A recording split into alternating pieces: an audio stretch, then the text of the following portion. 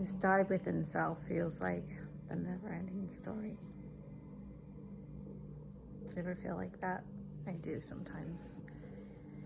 And then there are moments like yesterday when I get so high from what I'm knowing to be true inside myself that I just want to explode out into a million particles and share it with every single soul on the planet. Do you ever feel like that?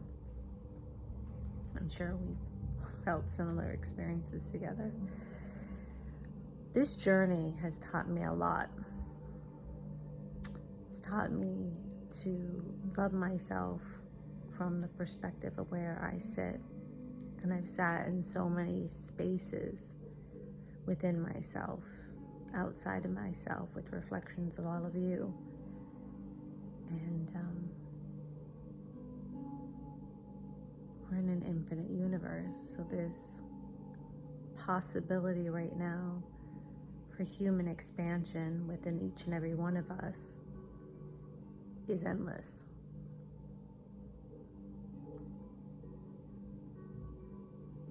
Which gets me to my point.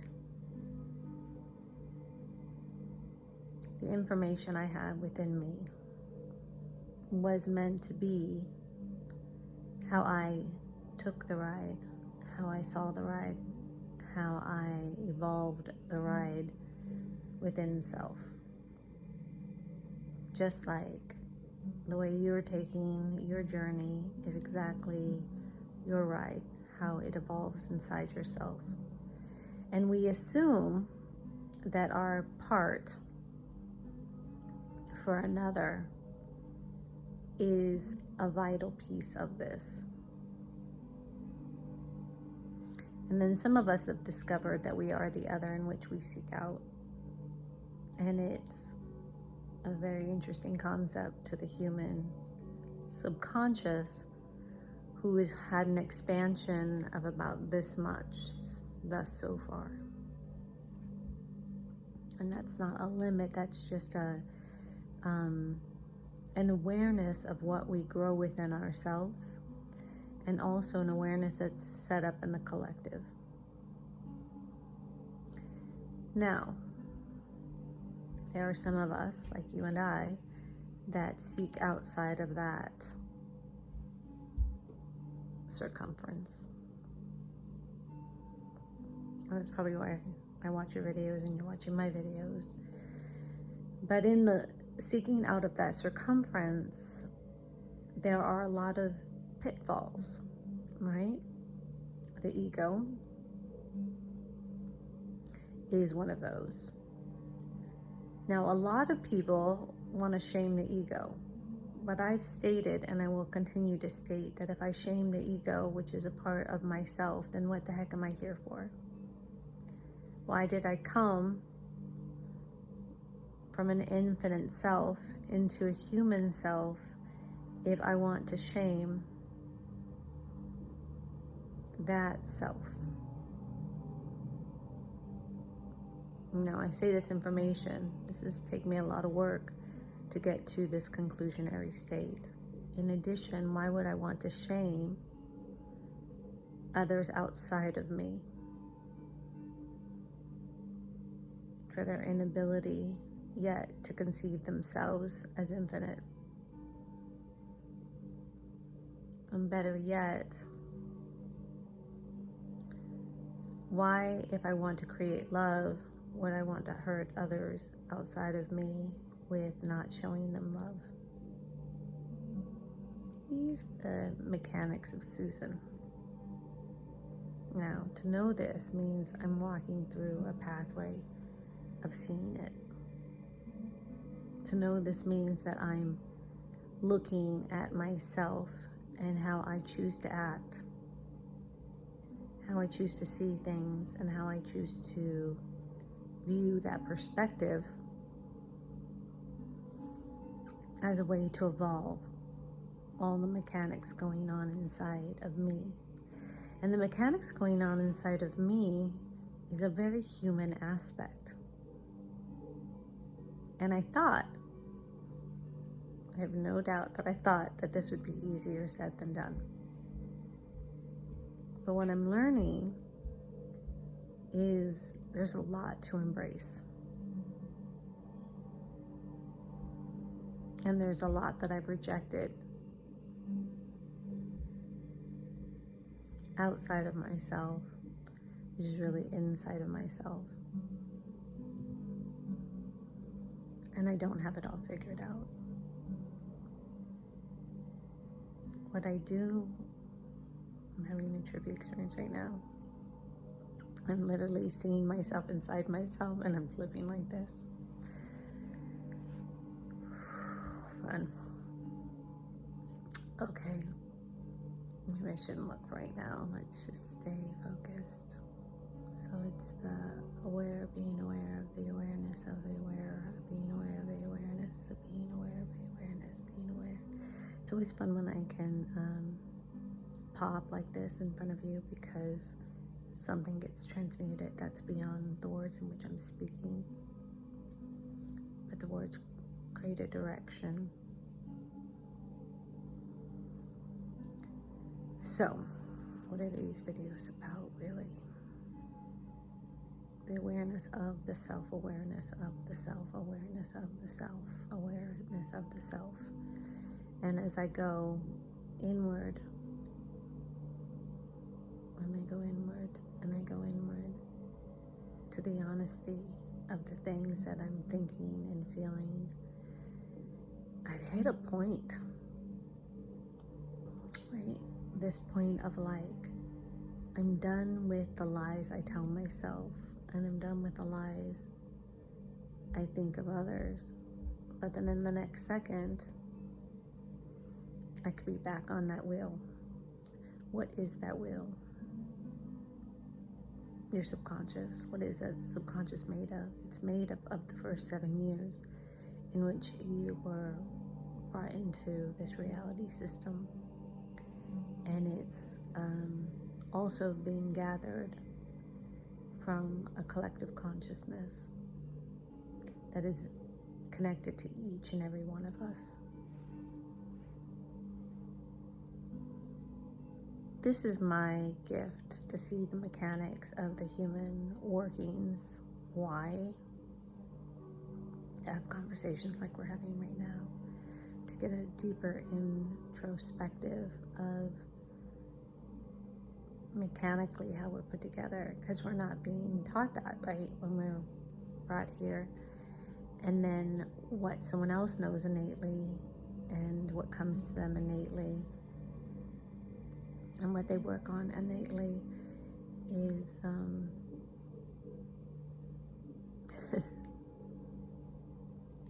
sorry, I heard myself use the word innately 3 times, and I thought someone's gonna say, did she like that word or what? It's just a way to show an image on a piece of paper, and then an image on a piece of paper, and an image on a piece of paper.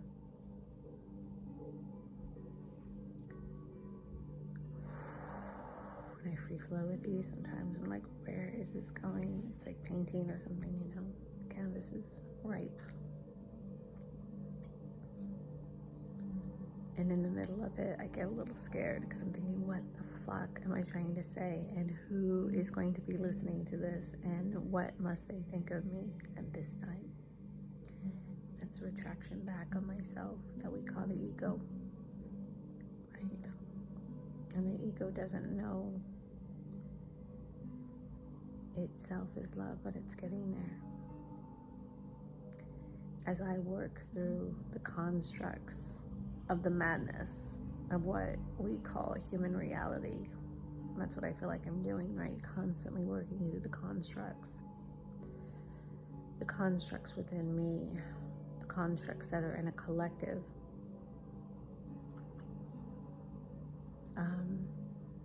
All I can be in is a now, that, right?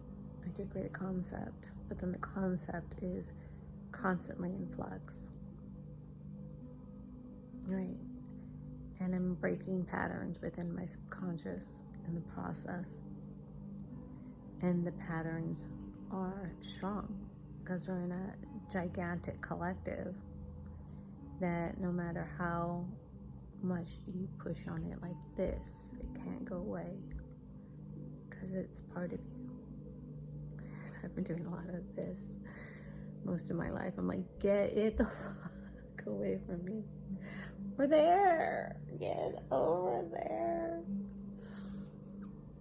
And then I wondered why I was experiencing this from others. It's fucking painful, man. And I was like, why is this coming at me? Because I was doing this. So they were going innately this. And we've been all doing this. I love humanity, but still we're there. I saw an example of it yesterday. I was envisioning what it'd be like to invite all of you to my home in what I visually see as this freedom place, right? Where you can like transform from like a dolphin into a bird. Some cool stuff, but that's another story altogether. It's what you would call right now my imagination.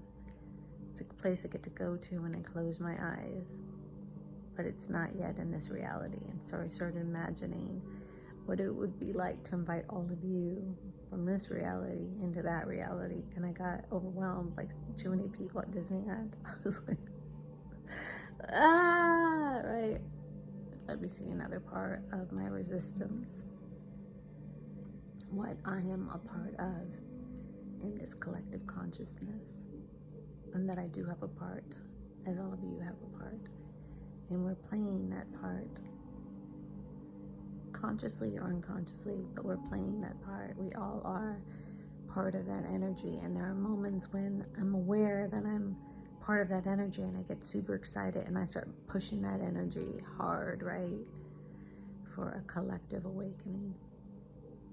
And then I start to imagine what that would look like, and it looked like Disneyland, and I was like,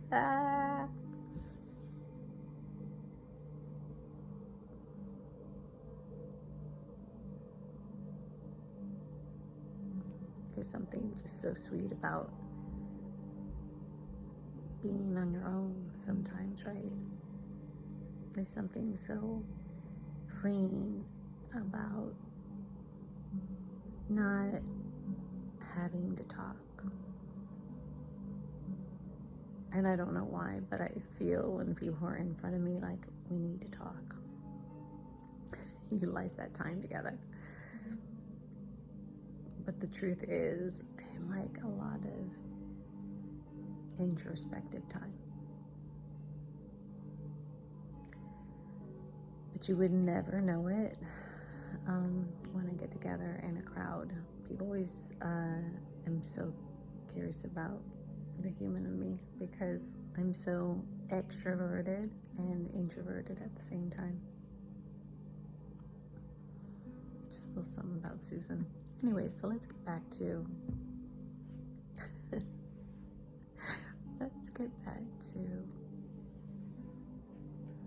this experience I was telling you about, right? So I started imagining everybody at my beach. It's a beach, and now everybody's inside water playing, and I'm thinking, I don't know if I could handle this, everyone, like Disneyland, in my magical place. It felt overwhelming, I'm not gonna lie. And so it threw me off yesterday, because at first I was gung-ho. I was like, time to awaken, time for all to awaken. Am I my brother's keeper? Yes, I am. Let us all awaken. Let's all reset. I'm pushing the reset button for everyone. And in one level, I reset that button yesterday for us all back to the original blueprint of love within each and every one of us. And interesting enough, in the collective, I saw the reflection back of it, right? People writing posts. We had a reset yesterday. And I was like, wow, I'm affecting the reset. That's wild. But what other things am I affecting if I'm affecting the reset? What other things are you affecting if you're affecting the collective. It's a big responsibility, right, than we imagined in a lot of ways.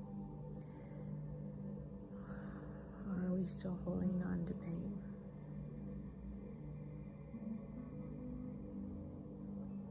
Are we still holding on to unforgiveness? By the way, it's been yes for all those things. When I say yes, I can see my ego, and I can see my subconscious, and I can see what they're doing. And they have a lot of fear around the idea that this is all possible. And who can blame them? They've been here hundreds and thousands of years.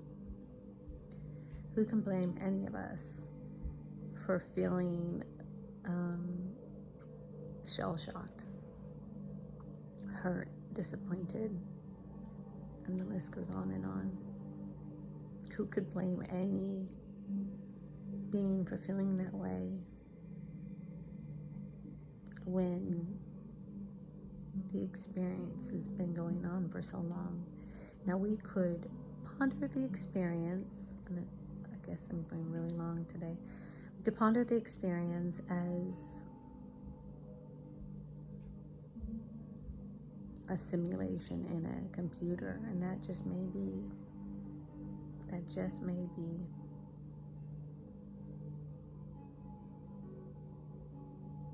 But it doesn't change those things I'm talking about. And I'm hearing end it right now and encode the video with the highest light, highest love, and highest of sounds of vibration in all levels of existence.